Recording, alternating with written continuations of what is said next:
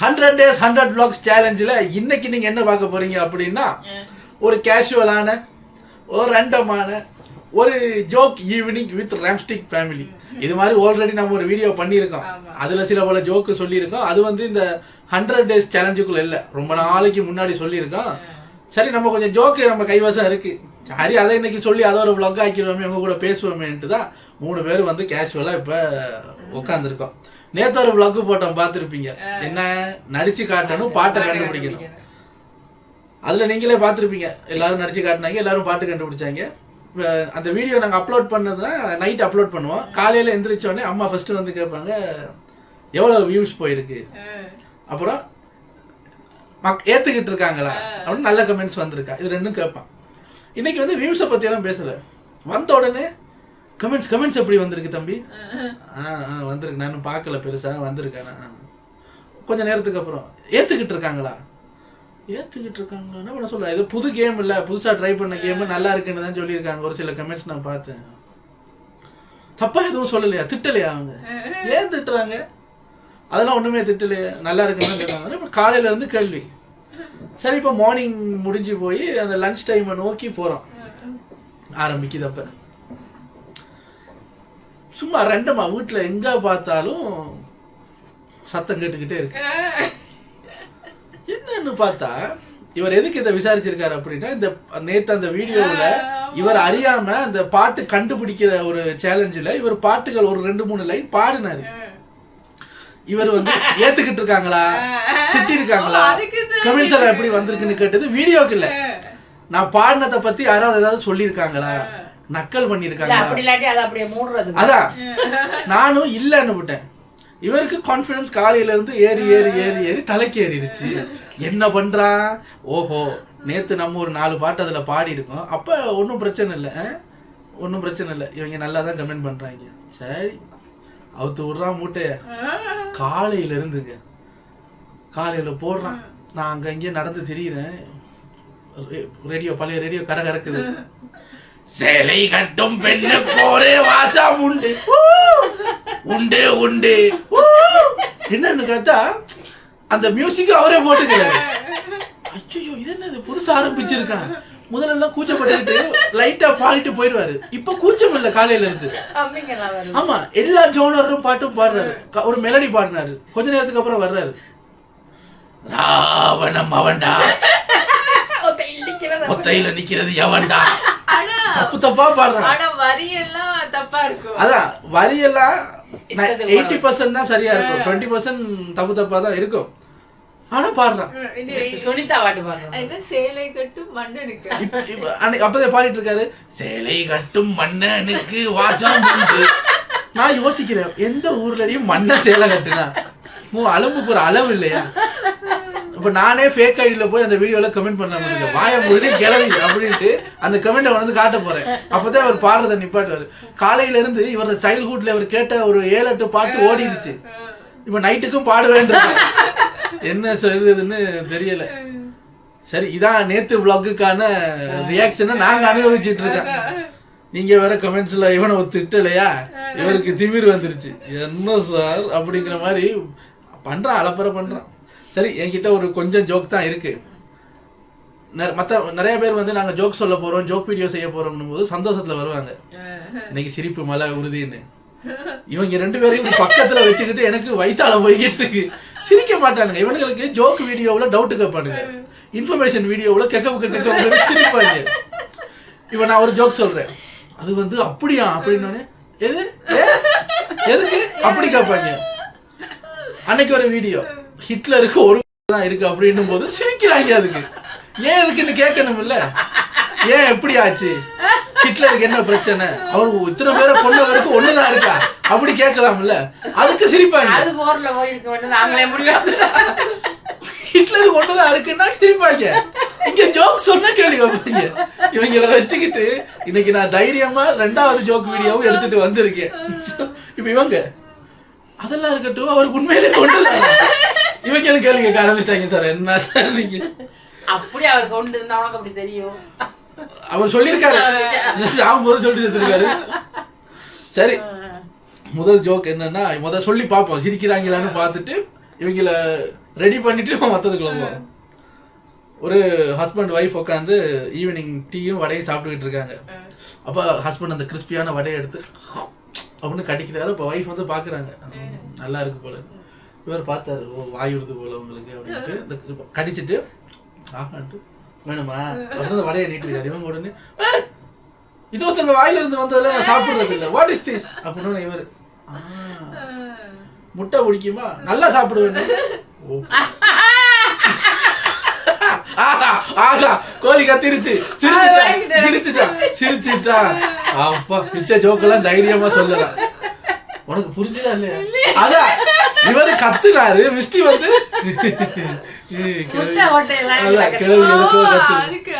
அவர் கடிச்சிட்டு கொடுத்தா அவங்க என்ன சொன்னாங்க, இன்னொருத்தங்க வாயில இருந்து வந்ததை நான் சாப்பிட மாட்டேன், ஆனா முட்டை ரொம்ப நல்லா சாப்பிடுவாங்க. ஆமா ஆமா என்ன கோழியில ஊர்னா என்னவா, அதாவது கோழியில குண்டில இருந்து வருதான் அப்படின்னு சொன்னா ஒரு மாதிரியா பாப்பாங்க. கோழியில டிக்கில இருந்து வருதான், wow what an educated fellow. என்னடா என்ன தமிழ்ல பேசினா ஒரு மாதிரி பாக்குறாங்க. சரி நம்ம இந்த நகைச்சுவை ஹிட், நம்ம பேசாம அடுத்த நகைச்சுவைக்கு போயிடுவோம். ஒரு ஹஸ்பண்ட் ஒரு வைஃப் என்ன பண்ணிருக்காங்க, ஹஸ்பண்ட் எங்கேயோ வெளியே போயிருக்காரு, போனவர் வீட்டுக்கு வரல, லேட் ஆகுது. அவருக்கு ஒரு டெக்ஸ்ட் மெசேஜ் போடுறாங்க வாட்ஸ்அப்ல, ஏங்க வீட்டுக்கு வரும்போது மறக்காம 4 பிரெட் வாங்கிட்டு வந்துருங்க, அதுக்கப்புறம் உங்க கேர்ள் ஃப்ரெண்ட் எலிசபெத் ஹாய்னு மெசேஜ் வச்சிருக்கா அப்படின்னு ஒண்ணு அவர் பதறி அடிச்சு ரிப்ளை பண்றாரு. எந்த எந்த எலிசபெத் என்ன இவ எலிசபெத்னு யாரும் கிடையாது, நீ மெசேஜ வாசிக்கணும் இல்ல அதுக்குதான் அப்படி போட்டேன் அப்படின்னு இவர் இல்ல அந்த மெசேஜ் அவர் படிக்கிறதுக்காக நான் சும்மா அனுப்புனா விட்டுட்டு போயிருவேன். எலிசபெத் அப்படி பண்ணோட பயத்துல அடிச்சு ரிப்ளை பண்ணியா அவரு அதானே பார்த்தா அப்பாடா பேசாம போ, நான் இப்ப எலிசபெத்தோட தான் இருக்கேன், எங்க எங்க 2 பேரையும் சேர்த்து வச்சு பாத்துட்டு பயந்துட்டேன் அப்படின்ட்டாரு. உடனே இவ எது எங்க இருக்க எங்கடா இருக்க, அந்த பேக்கரிக்கு பக்கத்துல ஒரு ரெஸ்டாரண்ட் சாப்பிட்டு இருக்கேன், அங்கேயே 5 நிமிஷத்துல வரல வந்துட்டான். வந்துட்டு பாக்குற ஆக்களை காணோம், போன் அடிக்கிறேன், ஏய் எங்க நீ சொன்ன பேக்கரிக்கு தான் நான் வந்திருக்கேன், அங்க எலிசபெத் ஒண்ணு எங்க காணவே இல்லைன்னு. வந்துட்டியா பேக்கரிக்கு? வந்துட்டியா, அந்த பிரெட்டை நீங்க வாங்கிட்டு போய சேம் டெக்னிக். யாருகிட்ட வந்துட்டு இல்ல வாங்கிட்டு போ. என்ன நீங்க சொல்றதுக்கெல்லாம் சிரிக்கிறாங்க, உடம்பு சரியில்லையே அவங்களுக்கு. இது நீ சம்பந்தப்பட்ட ஒரு நகைச்சுவை. ஒரு ஒரு லேடி என்ன பண்ணிருக்காங்க, ஒரு டாக்டர்கிட்ட போயிருக்காங்க, போய் வெயிட் பண்றாங்க அவங்க நம்பர் வர்ற வரைக்கும். ஒரு 10 நிமிஷம் வெயிட் பண்ணதுக்கு அப்புறம் டாக்டர் கிட்ட போறாங்க. போய் சொல்றாங்க, டாக்டர் எனக்கு ஒரு பிரச்சனை, விடாம பாம்பு போட்டுக்கிட்டே இருக்கேன், வந்துகிட்டே இருக்கு, நிக்க மாட்டேங்குது, வந்துகிட்டே இருக்கு. இப்ப கூட பாருங்க 5 நிமிஷமா வெளியே வெயிட் பண்ணனா அது 5 நிமிஷத்துக்கு 20 வாட்டி போட்டு. ஆனா என்னன்னா ஆனா என்ன அதுல ஒரு நல்ல விஷயம்னா டாக்டர், சத்தமும் வர மாட்டேங்குது, ஸ்மெல்லும் வர மாட்டேங்குது, ஆனா நான் போட்டுக்கிட்டே இருக்கேன். சோ எனக்கு இதுக்கு ஒரு மருந்து நீங்க பண்ணணும்னு அது பிரச்சனை இல்ல அவர் சொல்லியிருக்காரு. சரி உங்களுக்கு ஒரு மருந்து கொடுக்குறேன், இதை சாப்பிட்டு அடுத்த வாரம் வாங்க. சரின்னு உங்க வீட்டுக்கு போய் மருந்தெல்லாம் சாப்பிட்டு 1 வாரம் கழிச்சு வர்றாங்க. டாக்டர் டாக்டர் வாங்க மேடம், சூப்பர் மாத்திரை, நீங்க கொடுத்த மாத்திரை சூப்பர் மாத்திரை, நல்லா வேலை செய்யுது. என்ன மேடம் பண்ணுது, அந்த போய்கிட்டே தான் இருக்கு, ஆனா சத்தம் இன்னும் கேட்காம தான் இருக்கு, சத்தம் கேட்க மாட்டேங்குது, ஆனா ஸ்மெல்லு வருது டாக்டர், ஸ்மெல்லு வருது அப்படின்னு. வருதா, சரி அப்ப மருந்து வேலை செய்யுது. நான் அந்த மருந்து எதுக்கு கொடுத்தேன் தெரியுமா, உங்க மூக்கடைப்ப எடுக்கிறதுக்கு. இனிமே உங்க காதடைப்பு எடுக்கிறதுக்கும் நான் மருந்து கொடுக்கிறேன். அடைப்பு எங்க இருக்கு, எங்கே தொடர்ந்து அதான் ஸ்மெல்லும் வருது, சத்தமும் கேக்குது, இதுக்கு காது மூக்கு அடைச்சி வை கிடக்கு. டாக்டர் பாத்துருப்பாரு, 5 நிமிஷமா உட்காந்து போட்டுக்கிட்டே இருக்கேன், ஸ்மெல்லு வரலன்னு நீ சொல்ற, எங்களுக்கு வருது. 3வது பாலும் 6, பரவாயில்லையே. அடுத்தது ஒரு ஒரு ஹஸ்பண்ட் ஒரு வைஃப் கிட்ட சொல்றாங்க, ஏண்டி என்னடி உனக்கு சமைக்க தெரியாதா, நீ எங்க அம்மா மாதிரி சமைக்க மாட்டேங்கிறிய. உடனே இந்த வைஃப் புள்ளியும் நர விட்டு, நான் எங்க அம்மா சொத்தை தின்னு வளர்ந்தேன், நான் எங்க அம்மா மாதிரி சமைக்கிறேன், அப்படி பார்க்க போனா நீ தான் உங்க அம்மா மாதிரி சமைக்கணும். மிஸ்டே சொல்லுது, ஐயோ இது நமக்கு தெரியாம போயிருச்சே, இது தெரிஞ்சிருந்தா வந்த அன்னைக்கே பிரச்சனையை பண்ணிருக்கலாம். ஆனா அவள்கிட்ட கேட்டா எனக்கு அதெல்லாம் தெரியாது, நீங்க சமைக்கிறதெல்லாம். ஆனா இதுல பார்த்தா லாஜிக் வந்து இருக்கு.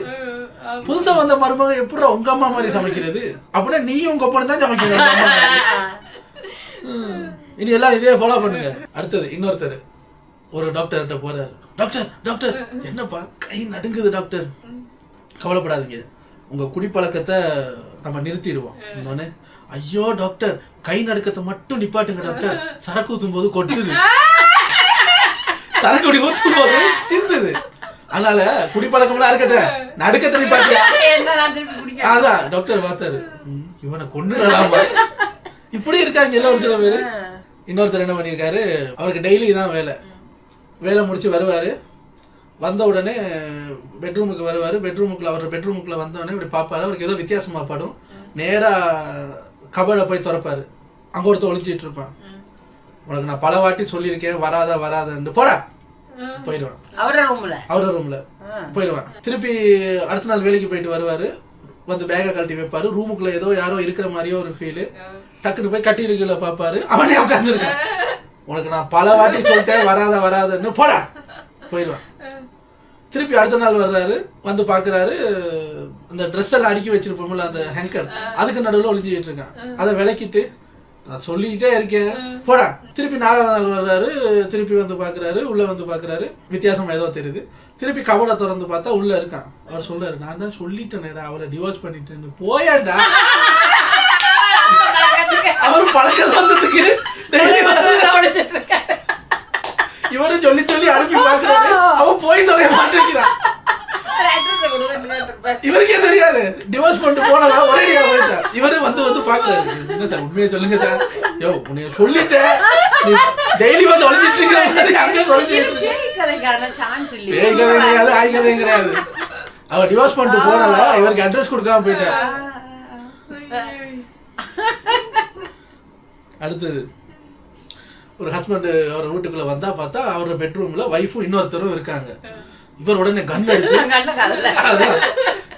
எடுத்து டாய் வராங்க அப்படின்னோடனே அவன் சார் சுட்டுறாங்க தெரியாம மாட்டேன்னு வந்துட்டான். வைஃப் அப்படியே மலைச்சு போய் நிக்கிறான். இவர் அவனை தரன்னு வெளியே இழுத்துட்டு வந்து, இங்க பாரு, உனக்கு வேணாம் எனக்கு வேணாம், நான் இப்ப 2 தடவை சுடுற மாதிரி கன்ல சவுண்டு போடுறேன்.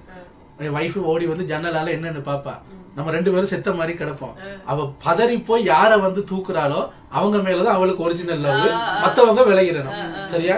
உன்னை தூக்குனா நான் போயிடுவேன், என்ன தூக்குனா நீ போயிடணும். சரி, தரதரன்னு இழுத்துட்டு வந்து பாக்குறாரு. வைஃப் ஜன்னல்ல இல்ல, பயத்துல அங்க பெட்ரூம்ல உட்காந்துருக்கா.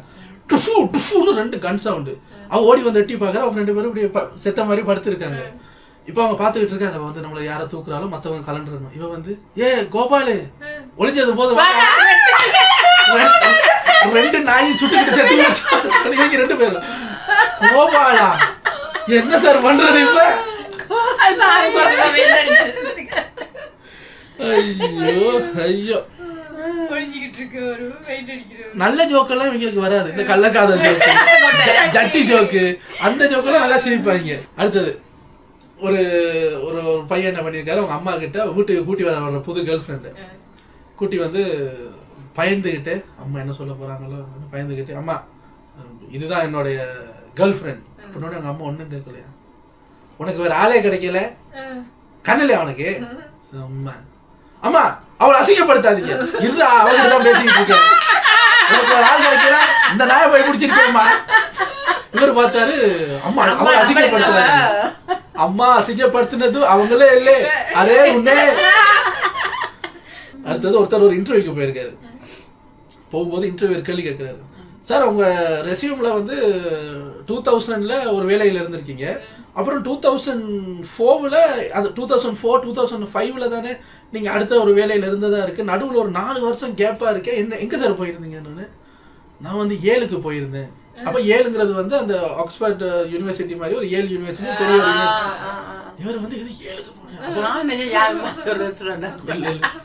அம்மா நினைக்கிறாங்க அது வந்து ரெஸ்டாரண்டா, அது வந்து யூனிவர்சிட்டி, அங்க படிச்சா பெரிய அந்த அறிவாளி குழந்தைங்க தான் படிக்கிறதா ஒரு ஐதீகம்.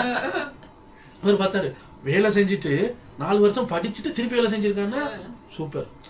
அதை சொன்ன உடனே அப்பாயிண்டட், நாளில இருந்து வேலைக்கு வந்திருக்க, இவர் அப்பாயிண்டட் அப்படின்னு. அப்பா எனக்கு இந்த யொப்பு ரொம்ப முக்கியம் சார்.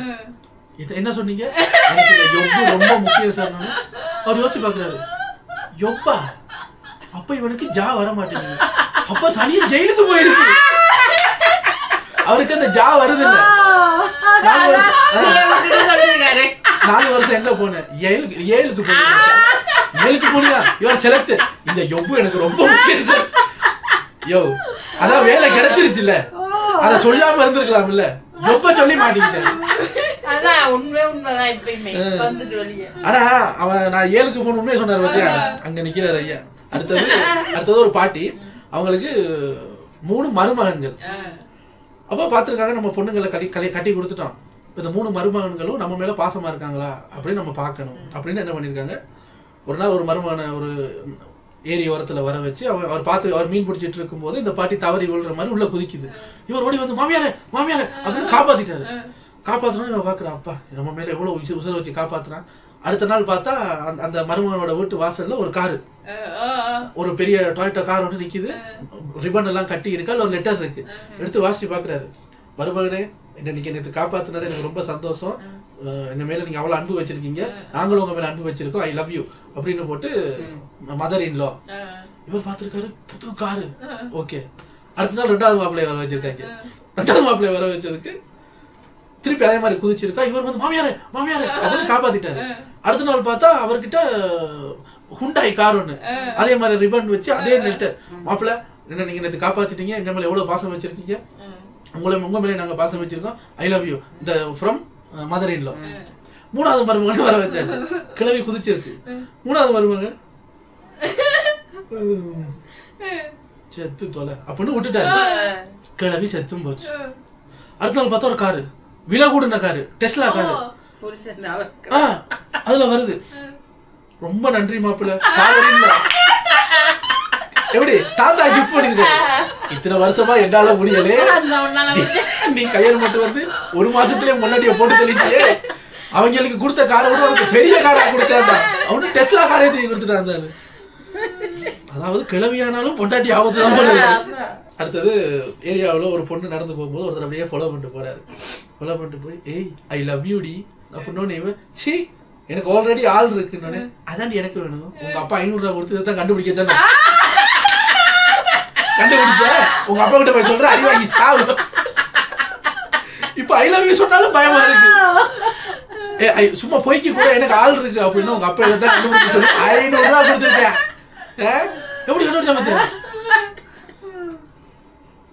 அடுத்தது ஒருத்தர் அவரோட கேர்ள் ஃப்ரெண்ட சொல்லுது, நீ அப்பாட்ட வந்து பொண்ணு கேளு, அப்பா அப்பதான் நம்ம காதலுக்கு ஒத்துக்குவாரு. இவர் நல்லா டீக்கா ட்ரெஸ் பண்ணிட்டு போறாரு. அங்கிள் நான் தான் அப்படின்னு பேசிட்டு இருக்கும்போது அவங்க அப்பாவுக்கு பிடிக்கவே இல்லை. யாரா நீ, என்னடா வீடு வச்சிருக்கியா, சுத்து வச்சிருக்கியா, என்னடா வேலை பாக்குறேன்னு. அங்கிள் தப்பா பேசாதீங்க, நான் வந்து உணவு பிரசவம் பண்ணிக்கிட்டு இருக்கேன். உணவு பிரசவம், ஃபுட் டெலிவரி அப்படி சொல்லி, அதாவது ஃபுட் டெலிவரின்னு சொன்னா பொண்ணு தர மாட்டாங்க, உணவு பிரசவம் அப்படின்னா டாக்டர் ஆக்கும். அவங்க அப்பா உணவு பிரசவம் பயந்துட்டாரு அவரு. ஏமா மாப்பிள்ள ஏதோ உணவு பிரசவம்ங்கிறாரு, அவர் ஃபுட் டெலிவரி பண்ணிட்டு இருக்காரு அங்கிள். ஓஹோ இப்படின்னு சொல்லலாமா?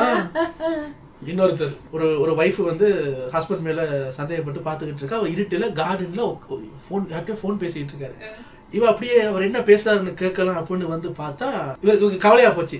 அநியாயமா சந்தேகப்பட்டேன்னு பார்த்தா அவர் போன்ல, இங்க பாருங்க எனக்கு ஆல்ரெடி கல்யாணம் ஆகி அழகான பொண்டாட்டி இருக்கு, 2 குழந்தைங்க இருக்காங்க, சும்மா வாக்கில தலையிடாதீங்க சரியா, நீங்க இப்படி போன் பண்ணாதீங்கன்னா அவ வைஃப் வந்துருவா. இவரு பாரு என்ன பண்ணிட்டு இருக்காங்க, சும்மா எனக்கு போன் பண்ணி டிஸ்டர்ப் பண்ணாதீங்க, எனக்கு ஆல்ரெடி கல்யாணம் ஆயிடுச்சு நீ சொல்லுமா. அவ கொடுங்க, இங்க பாருடி அவருக்கு ஆல்ரெடி கல்யாணம் ஆயிடுச்சு, நல்ல அழகான குடும்பம் இருக்கு, இனிமே போன் பண்ணி சொல்ல போனாங்க, போன வைடி. யாருங்க? உங்க அம்மா தான். சும்மா எப்ப பார்த்தாலும் நொய்யி கல்யாணம் ஆச்சுன்னு சொல்றேன், சும்மா இப்ப போன் பண்ணி மாப்பிள்ள அதை மாத்துங்க, மாப்பிள்ள இதை மாத்துங்க, வீட்டுக்கு அதை போடுங்க, இதை போடுங்க, பொண்ணுக்கு பிடிக்கும், அதை முடிச்சு கிழிச்சு விட்டேன். இப்ப நீ இங்கிலீஷ் இல்ல, உங்க அம்மா நீ போனே எடுக்காது பாரு. அடப்பாவி, தெரிஞ்சிருந்தா நீ வாயை திறந்துருக்க மாட்டில்ல. இன்னொருத்தர் ஒரு ஃப்ரெண்டு போன் பேசிட்டு இருக்கா. அவர் வர்றாரு, போன் பேசிட்டு இருக்கும்போது வந்து மச்சான் என்னடா ஆரஞ்சு மிட்டாய் சாப்பிட்றா, சரி கொடு அப்படின்னு சாப்பிட்றாரு. நல்லா இருக்குடா, நல்லா இருக்கா, எங்க இருந்து எடுத்த? அங்க அங்க அங்க ஒரு வெள்ளைப்பட்டி இருக்குல்ல, அங்க கிடந்துச்சு. வெள்ளைப்பட்டியா? ஆமாடா, அந்த ரூம்ல ஒரு வெள்ளைப்பட்டி இருக்கு, அங்க நிறைய முட்டாய் இருக்கு, நான் அதுலயே நிறைய முட்டாய் அதுல உடஞ்சு இருந்தது, நான் அதுலயே முழுசா இருக்கிற பெரிய முட்டாய் ஜம்போ முட்டாயை தூக்கிட்டு வந்து கொடுத்து உனக்கு. ஜம்போ முட்டாயா? பெரிய பெட்டியிலையா? எங்க கொண்டு வந்து காட்டு அப்படின்னு பார்த்தா ஜென்ஸ் எல்லாம் ஒண்ணு கடிக்கிற அந்த ஒரு பெட்டியில முட்டாய் போட்டு வச்சிருப்பாங்கல்ல ஸ்மெல்லுக்கு வரதுக்கு நெட்டலிங் போல்ஸ் மாதிரி கலர் கலரா போட்டு வச்சிருப்பாங்க. இவர் அதுல உடைஞ்சு இருந்திருக்கு. இவர் அதுல புதுசா இருந்தத இப்படியே தூக்கி பார்த்து ஜம்போ முட்டாய்க்கு கொடுத்து அட நாதாரி வேணும்னு பண்ணுவீங்களாடா, ஏன்டா அப்படி பண்றீங்க? சுகர் இருக்கிறவனால ஒண்ணு கடிச்சுப்பாங்க. ஒருத்தங்க ரோட்ல நடந்து வந்துட்டு இருக்காங்க. இந்த பக்கம் இருந்து ஒருத்தர் அப்படியே போறான், கையில அவங்களுக்கு போனவன் அப்படியே டக்குன்னு போனை பிடிங்கிட்டு ஓட இவங்க ஐயோ போனு போது இவங்களுக்கு பின்னாடி ஒருத்தர் வந்துட்டு இருப்பாருல, அவரு உன்னை பாத்துட்டாரு, பிடிச்சி எங்க போற வட எங்க அப்படின்னு பிடிச்சிருவாரு. சார் விட்டுருங்க சொன்னேன், போன அப்படின்னாலே அவங்க சார் ஏன் போன் சார் அவனு சொல்லுவான், இல்ல சார் இது ஏன் போன் சார். ரெண்டு பேரையும் நம்ப முடியாது. யாரு பாஸ்வேர்டு சொல்றீங்களோ, யாரோட பாஸ்வேர்டு ஓபன் ஆகுதோ அவங்கள்ட்ட போனை கொடுப்பேன். சரியா? நீ சொல்லுமா பாஸ்வேர்டு என்னம்மா? ஓபன் ஆயிருச்சு வளமாப்பிள்ள ஓடிடுவா.